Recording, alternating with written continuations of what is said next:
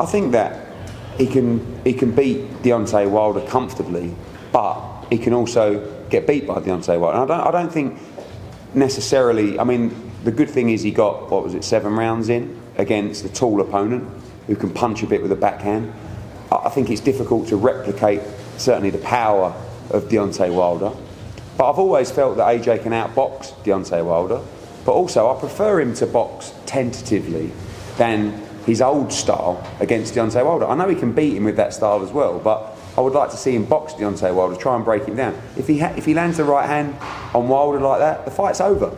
And vice versa. If Wilder lands the right hand, that's why it's one of the best fights in boxing. But I also think you're not really going to see the best of AJ in fights against Franklin and Helenius. That's why he chose Dillian White, because it was a fight that he actually wanted and he could get up for. So this week's been a complete nightmare. And you know, I didn't, honestly, if he would have just boxed like that for another 6 rounds and just won on points, I know people would have been disappointed, but I would have just gone, thank God. But just pleased that he got the showreel knockout.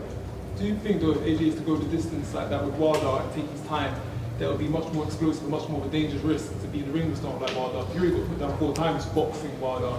If AJ was to get tackled like Fury, would that be something he wouldn't want to do? Yeah, maybe, but obviously, you know, I think you'll box according to the opponent, and I think that maybe he fights more aggressive against Wilder. I don't think you're going to see him just taking chances. I think he likes his chances as a boxer puncher. Again, I think maybe a couple of rounds of trying to find that distance too much tonight. He struggled to time the right hand. That's what he said as soon as I got in the ring. He said he was really awkward to try and land the right hand. And obviously, Helenius had a go for about two rounds and then kind of went into a little bit of a shell using his feet in and out. And it was difficult to land flush without backing him up. And I felt like maybe he should have backed him up a little bit more, because every time he did, he looked dangerous. Eddie, he said in the ring that he wants to be up twice more this year. And he told us he was boxing Manchester next. Surely they don't. No, I mean, I think he just loves fight. Like, honestly, I've never seen him like this before, where he just wants to be so active. I mean, 2 times is going to be difficult, but certainly would love to fight again this year. We know that the Wilder fight would land probably in January, but also at the same time, he's been around a long time, where he's not just putting all his hopes on that fight. Like, it can get made, and it maybe it won't get made. It's all on Skills Challenge in Saudi Arabia, whether that fight happens. Everything we're hearing from every side is that fight's going ahead in January. But until we sign, you know, we've got to keep the options open. But again, my worry is that who's it going to be? You know, and I think boxing at that level that he's boxing at tonight, and Franklin, you know, although they gave him decent opposition, it's just, you know, he wants to be in those big fights. But at the same time, he's really enjoying his time with Derek James. The camp was totally different. The sparring was totally different. He was a bit more tentative because I just think it was a new opponent and there was so much on the line. But he's enjoying his boxing. If you do a deal in the next few days with Skills Challenge and it's signed from this side, would you forego a fight now before? Oh yeah, Definitely. That was the fight. That was the fight before. If we fight Wilder, and we 100% want to fight Deontay Wilder. To be honest with you, like, AJ is easy. Like, he would fight Wilder, no problem at all. If he can't fight Wilder, or that deal falls through, he'll want to know when he's fighting next, because that's his mindset at the moment. I think he'd like to get back out to Dallas, back into camp. He'll have a few weeks off, but he's not going to want to hang around. And you know, my only worry is when Deontay Wilder boxes. I heard that Malik Scott said on our Matchroom Boxing podcast that they're planning a fight in October, which worries me a little bit. But at the same time, you know, one of the things that shows you how much AJ wants to fight is, I don't think Deontay Wilder would box for the purse that AJ boxed for tonight. You know, and AJ really don't care. He doesn't care how much he's getting to fight Deontay Wilder. Honestly, he just wants to fight. And if that's going to take time, then he'll want to fight again ASAP. But from the team's point of view, and I know what he wants ultimately, the Wilder fight's one we want to get. Now it's a bit tongue-in-cheek, but do you think he actually feels that way and he has to have that extra pressure on him? I think he feels like he probably not necessarily has more to prove than everyone, but everyone's looking at him to do something spectacular. I mean, when you look at the heavyweight division right now, Usyk is an outstanding fighter. is he overly entertaining in the ring? He's a genius, but you know, Tyson Fury, his last fight was against Derek Chisora, and he's now fighting a guy from MMA who's never had a boxing match before. So he's not really doing a lot for the heavyweight division, is he? Deontay Wilder hasn't boxed for 18 months. Andy Ruiz hasn't boxed for a year. So, I mean, that's the first time I've actually thought about it like that. So, Josh is active. He's had 2 heavyweight fights in the space of, 4 months? And he wants to fight Deontay Wilder. So, I think this is a good run for AJ. I mean, it's definitely the most active we've ever seen him. Especially through COVID. He was down to nearly 1 fight a year. So, that's 2 fights in 4 months. And he wants to get back in the ring ASAP. He wants to be active. He's with Derek James now. She seems very happy with, seems very motivated. It's almost like another stage of his career. He's so driven. Do you feel like with Derek James that he's still learning? Because I hear a lot of people, he's always learning constantly. He's a student of the game and he wants to learn. He wants to keep learning and probably overthinks a little bit too much sometimes. But he's so invested in the sport. Like his whole life, he's boxing. It's actually remarkable for what he's achieved, through what he's earned, that he just still lives like a boxing nut in camp. He gives everything. All he tries to do is find an edge, find a way, improve. It's boxing, boxing, boxing. It is the only thing that he has any interest in his life. And I think he should be applauded for that, you know, to be that hungry for success still at the stage that he's at. And obviously he's found a place in Dallas that he's happy with Derek James. And he's loved that little sip of the beer at the end. Yeah, I'm not sure that was the greatest move in the world, you know, the Irish stout, but 2 sips as well, 2 gulps. But I think there's a lot of emotion, a lot of relief as well. I did tell Conor that we should send 2 invoices for that, because that was definitely not in the agreement. Have you got any message from Shelley Finkel yet? Not yet, no. I'll just check.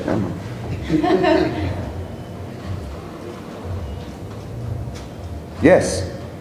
Congratulations. That was it. My pal. Oh, and as he said, this thing where it all goes with confetti everywhere as well. Didn't know. Yeah. Shame my age. Didn't know that happened. Yeah. He's older than you. What? He's older than you. Just I've got a funny story about Shelley Finkel. We was at this JD Sports after hours. I told you the story, didn't I? Yeah. And people were queuing up to it was like a Q&A for photos and stuff like that. And this guy came up to me, short fella with glasses on. I guess he was like in his 50s, and he came up to me and he said, "Do you know who my hero is?" And I'm thinking like Anthony Joshua, Muhammad Ali, Sugar Ray Leonard. I went, "No, who?" He said, "Shelley Finkel." And I thought it was a wind-up. And he went, "He's my absolute idol." And I went, "All right, mate, have a nice night." And off it went. But it was a bit random. But I actually get on very well with Shelley now. And look, they want the fight, of course. It's a huge money fight. They think they can win the fight. And you know, they'll be pushing Skills Challenge as well to try and get it done from their end. What's the hold up in making that fight right now? Nothing really. I mean, it's a huge amount of money. And they want to get the timing right. You know, there was talks of December 26. Obviously, a lot of the talks was about this double header, which has obviously lost pace now. So Joshua Wilder would headline him. And I guess Usyk against Hrgovic could also feature on the card as well now, subject to the Dubois fight. So no real delay, just I think they wanted to get tonight out of the way. I mean, they weren't over the moon when we chose Dillian Whyte, but talks kind of stopped about a month ago, 3 weeks ago, because they wanted them to resume after August 12th. A huge knockout for AJ tonight. How much did he need it for his confidence if he does go into this battle? Yeah, I think it's always good to finish a fight like that. You know, I think if it would have gone to points, there would have been criticism. I'm sure there'll still be some criticism as well. But I think when you have a finish like that, it's good for the mojo. And I think, obviously, seeing the numbers already virally, that's what you want as a promoter, as a broadcaster, as a fighter, for his profile, for his confidence. Great to win a fight like that, and it was a devastating knockout. Do you think for his age he relies on his corner a lot more than he probably should for a boost of his confidence? I always want him to believe in himself, you know, as much as he can, and maybe sometimes he doubts himself a little bit. I think maybe that can come with worrying about criticism too much, and actually, you know, he doesn't read criticism from necessarily the fans, but he reads it from his peers, I think, and the industry. Probably won't admit that, but and I think he wants to prove he wants. I think, whether he admits it or not, I think that's important to him, to be respected in boxing as a guy who fought everybody and was a very good fighter. So I think sometimes he doubts himself a little bit too much. And I said to him in the change room tonight, and I hear everything about camp, especially from sparring partners and the trainers of sparring partners. And for the Franklin camp, the response was good, but this camp was different. He was hurting sparring partners. He looked fantastic in training camp, and everyone was excited. The change of opponent derailed maybe the performance a little bit, but he should have confidence because he's a tremendous heavyweight. And he's, I felt like saying in the change room tonight, you're almost like a veteran. He's been through so much. I mean, you think, he boxed Vladimir Klitschko at Wembley. Even before that, Dillian White here in a tear-up for the British title. Klitschko at Wembley, unification at Millennium Stadium. Povetkin at Wembley, got stopped by Ruiz at Madison Square Garden, had to go to Saudi Arabia to rematch him and win.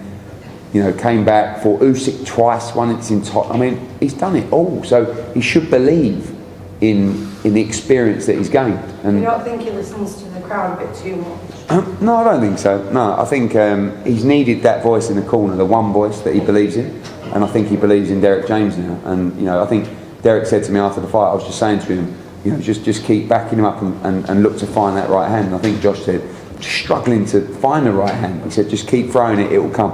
And obviously, it did. And last one from me, do you think he should have checked on Helenius straight after rather than go off and do Yeah, I did. When he went out the ring, I looked over at him and we sort of crossed eyes about that. And then I went to check on Helenius, and he was fine. He was trying to get his oxygen off. He wanted to get up, but he got. I think there's a little bit of frustration, and again, I just think you're damned if if you do and you show sometimes too much compassion. You've lost there's no bad boy in you, and you behave like that, and it's like, oh, you didn't show enough compassion. Honestly, I won't worry about it now. Just do whatever feels right at the time, because the criticism is going to be there whatever way. So I think he was a bit frustrated that maybe the fight was as slow as it was, and it was a bit of relief, and he knew Helenius was okay. I want to get a word on what happened when Conor went to the ring. It seemed there was a bit of problems between his own security and your security. To the ring? To the ringside, yeah. I'm not aware. I know that earlier on in the night I saw some sort of nothing major, but just I think obviously when you travel in big numbers, and our security is doing a job to make sure that certain people get ringside, but I don't believe it was anything of any note, but haven't heard anything from the team, but obviously we'll have a debrief tomorrow.